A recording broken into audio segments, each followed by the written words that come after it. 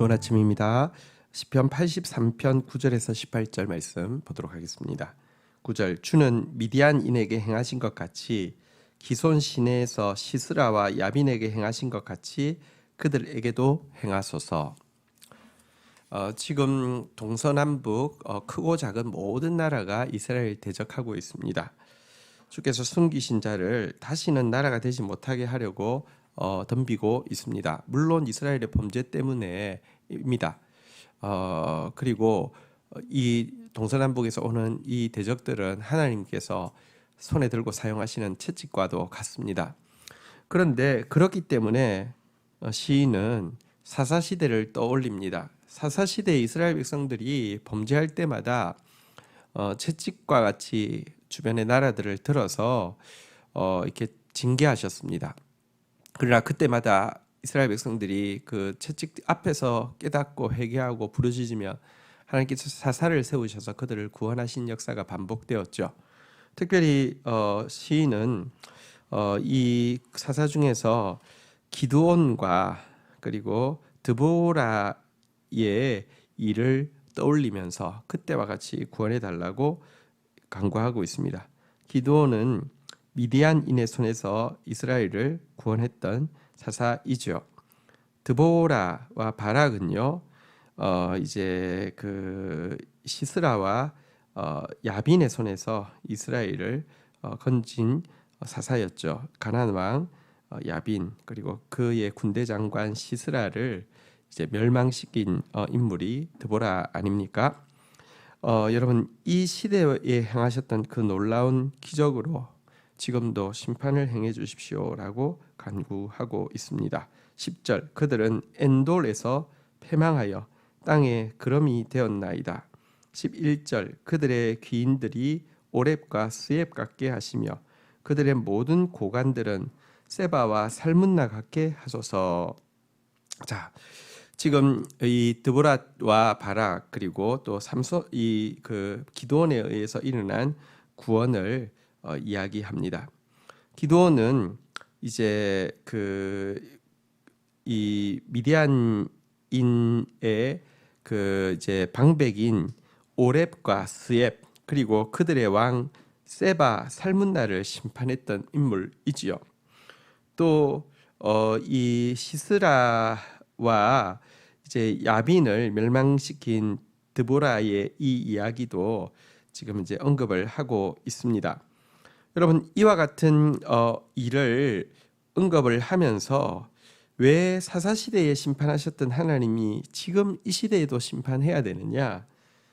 사사시대에 그들을 치는 징계의 도구로 온 대적들이 행한 일이 지금 그들을 치러 온 동서남북의 대적들이 행하는 일과 같기 때문이다라고 이야기하고 있습니다. 12절 그들이 말하기를 우리가 하나님의 목장을 우리의 소유로 취하자 하였나이다. 이스라엘의 또 다른 이름은 하나님의 목장입니다.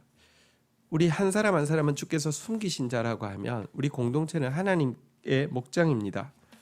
우리가 범죄할 때 채찍을 들어서 징계하십니다. 사랑하시기 때문에.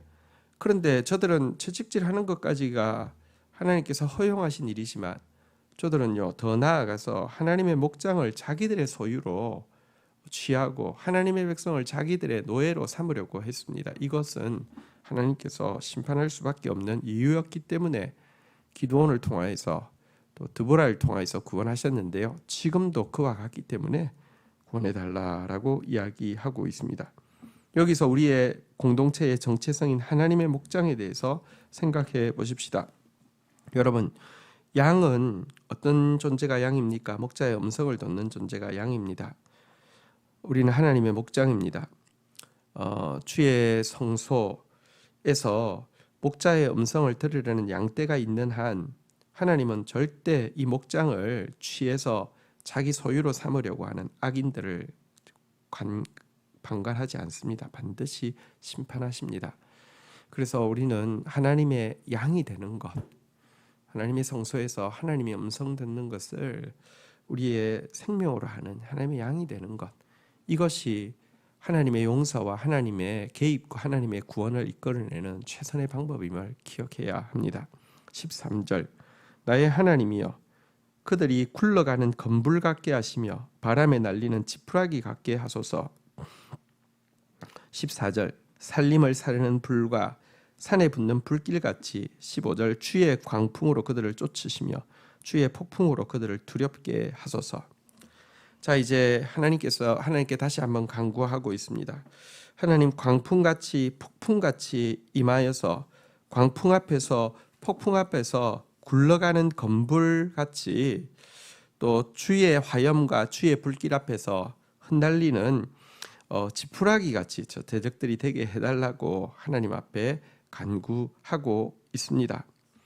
여러분, 사실 하나님의 개입하시면요, 악인은요 그동안 아무리 강한 세력이었다 할지라도요, 정말 여기 바람에 광풍에 폭풍에 날리는 지푸라기 같이 또 이게 굴러가는 건불 이렇게 건불과 같이 될 뿐입니다.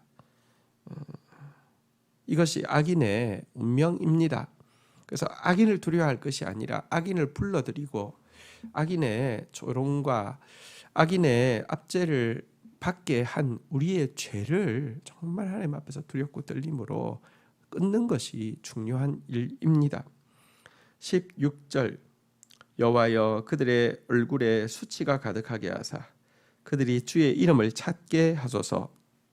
17절 그들로 수치를 당하여 영원히 놀라게 하시며 낭패와 멸망을 당하게 하사. 18절 여호와라 이름하신 주만 온 세계의 지존자로 알게 하소서. 자, 그런데 이 시인의 기도에서 우리 한 가지 간과하지 않아야 될 것이 있습니다. 하나님이 임하여서 심판하여 주십시오. 악인들을 하나님 불살라 주시고 바람 앞에 겨처럼 흩날리게 하여 주십시오라고 기도했는데요. 그러나 여호와여 그들의 얼굴에 수치가 가득하게 하여 그들이 주의 이름을 찾게 하소서. 사실 하나님의 백성들이 범죄함으로 말미암아 그들이 징계하러 왔다가 징계하면서라도 여러분 우리가 생선을 싸면 종이에 생선 냄새가 나는 것처럼 도끼가 향나무를 찍으면 도끼의 향나무 향이 배이는 것처럼 저들이요 하나님의 백성 범죄했지만 어쨌든 그들을 치다가도 하나님이 어떤 분이신지 알게 하는 것이 하나님의 뜻이기에 그들을 징계하는 데 허용하신 것입니다. 물론 징계하다가 교만해져 가지고요 도를 넘은 자들은 수치를 당하고 영원히 놀라며 낭패와 멸망을 당하게 될 것이지만 채찍질하다가 마치 여러분 신약 시대의 사울이 스데반을 죽이고 하나님의 백성들 채찍질하다가 도리어 주의 이름을 찾게 되고요. 여호와라 이름하신 주만이 온 세상의 지존자임을 알고 그것을 전파하는 데 그들의 생명을 걸었던 것처럼 지금 시인은 이방인들이 이와 같은 하나님의 개입으로 말미암아 주를 찾게 되고 주만이 온 세계의 지존자로 알게 되기를 구하고 있습니다. 이것이 사실은 범죄를 통하여서 이스라엘 백성들이 낮아질 때에 드릴 수 있는 고백입니다. 이스라엘이 왜 범죄했습니까? 이스라엘이 왜 하나님 떠났습니까? 그 근저에는 교만이 있었기 때문입니다. 하나님이 그들을 높여주셨는데 자기가 잘나서 높은 줄 알고요. 교만해서 여러분 하나님 떠났고 그러자 이 모든 파멸들이 오게 되었는데요. 징계를 통하여서 정말 하나님 앞에서 자신들의 모습을 교만한 모습을 깨달은 그들은 진실한 신자는 겸손해질 수밖에 없었고요. 겸손해지니까 자기들이 선택받은 것이 잘나서 선택받은 것이 아니라 은혜로 선택받은 것을 알았기 때문에 이제는 심지어 자기를 채찍질하는 이방인들에 대해서도 주를 찾고 주님이 지존자이심을 알게 해달라고 기도하고 있는 것입니다. 이것이 하나님께서 만민 가운데서 행하고 있는 놀라운 경륜입니다. 이스라엘이 순종하기를 원하고 아름다운 하나님 백성 되기를 원하지만 범죄한다 할지라도 그들의 범죄로 말미암아 온 징계하는 자들이 징계하다가라도 하나님을 알게 되고 하나님의 이름을 부르게 되고 결국 이스라엘도 또 이방도 함께 구원받게 하는 것이 하나님의 섭리라는 것입니다. 주신 말씀 붙잡고 하나님 앞에 기도하며 나가는 시간 가지도록 하겠습니다. 하나님, 사사시대에 주의 백성들이 범죄하였고 하나님 다시 찾을 때마다 사사들을 보내셔서 구원을 베푸심 같이 지금도 우리가 범죄할 때마다 채찍질하시지만 부르짖을 때마다 돌이켜 구원하시는 주님을 찬양합니다. 우리가 주의 목장입니다. 우리가 주의 양떼입니다. 주님의 음성 듣는 자 되어지게 하여 주시고 징계 가운데라서도 고난 중에 주님의 법도를 배우는 자 되어질 수 있도록 은총을 베풀어 주옵소서. 악인은 하나님의 심판 앞에서 지푸라기처럼 건불처럼 사라질 뿐임을 고백합니다. 하나님, 그러나 하나님, 우리를 징계하는 악인들마저도 우리를 징계하다가라도 주의 이름을 찾고 주님만이 온 세계의 지존자로 알게 되는 그런 역사가 일어날 수 있도록 향나무를 찍는 도끼에 향나무 향이 묻는 것처럼 주의 향기를 묻히는 그런 사람으로서 선으로 악을 이기는 사람이 되어지게 하여 주옵소서. 징계 가운데 겸손해져서 겸손한 마음으로 이방까지 품을 수 있는 사람으로 자라갈 수 있도록 은혜를 더하여 주옵소서. 예수님의 이름으로 기도 올립니다. 아멘.